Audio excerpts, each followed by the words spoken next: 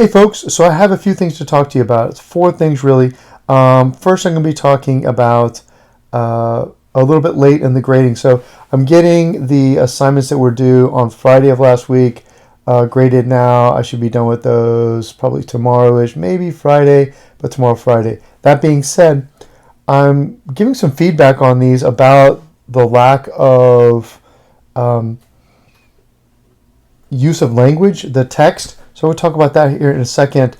But that being said, the ones I'm grading now from Friday, be a little more tolerant with that. But you have another set that is due. So we have this Module 8, or Discussion 8, Module 9, that is due on the 21st. That is tomorrow.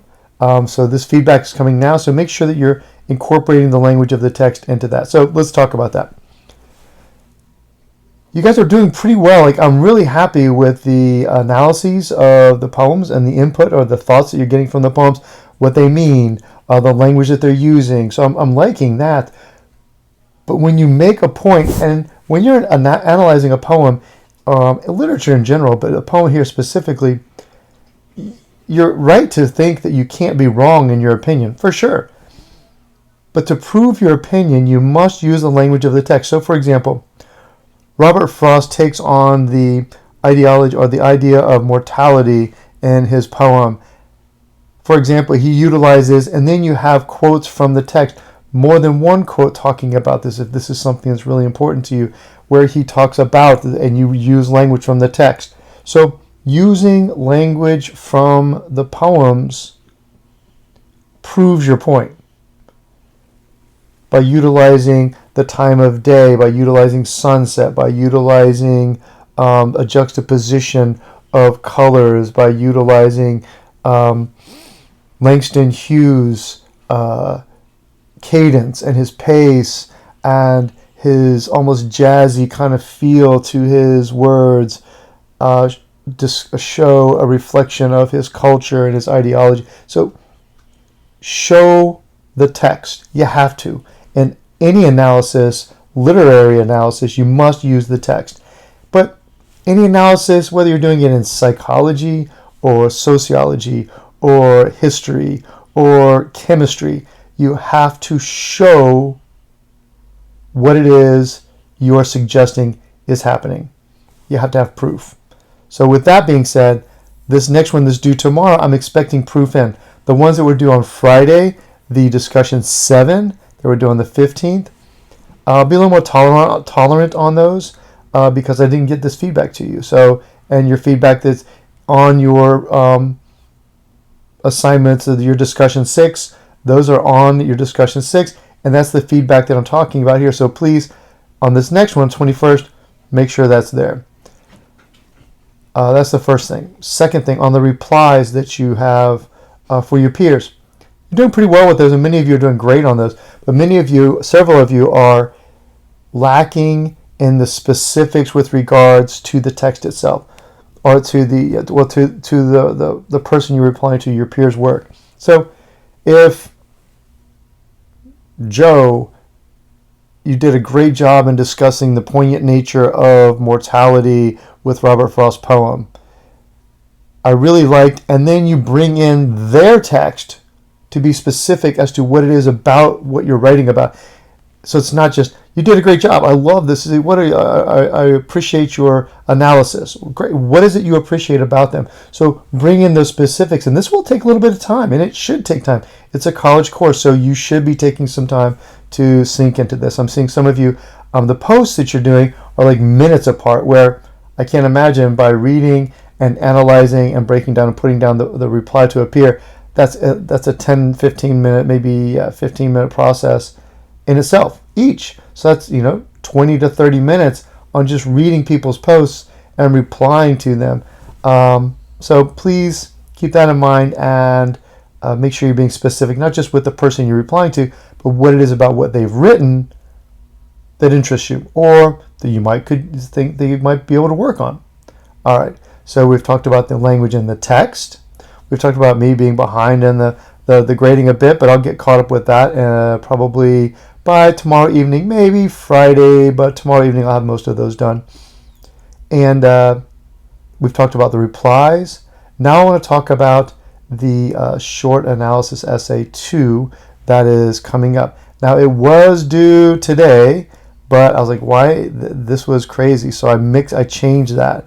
So when I look at the short analysis 2, which you don't have these assignments here, let me go to my announcements. I will just go here. And I sent an announcement out the other day. I changed these due dates. So the draft is now due. The draft and replies are now due. Our feedback are now due on April 3rd. That is the Wednesday we get back from spring break. So you have, because you needed to read all the poems and do all the posts before you actually write the paper. I don't know what I was thinking. So April 3rd, you need to have that draft of that paper done. If you have already done, say like 1 or 2 people have already put them in, you're welcome to resubmit those, work on that, resubmit it, and I'll get the feedback on those on April 3rd. The paper, I've moved it to April 10th. So April 3rd is your draft. We get some feedback. You get some feedback on those. I'll be providing you with feedback as well. And then on the 10th, the final draft of that will be due. Then the last change I made is the themed paper, which is your final paper in the semester. The themed paper annotated works cited page, which you might not know what that is yet. You will by the time this is done. I'll be posting a video on that. It's going to be due on the 16th of April. So I've moved all of those due dates back a bit to kind of accommodate you getting the poetry read and that being done. It's not really crunching anything, so I'm feeling comfortable with that, but I wanted to make sure that you saw that going forward. So tomorrow, the 21st, your next post is due. So please make sure you're incorporating the language of the text there. I'm trying to keep this short and sweet. And then work on, once you've done that, look at the poems, and then look at a couple of these poems, and you're going to do a comparison of these poems. For your paper, look at the paper assignment, and I will do a video on that. I'll go through the assignment again. Tomorrow or Friday, I'll have that posted. And then that's going to be due on April 3rd. So, a lot going on.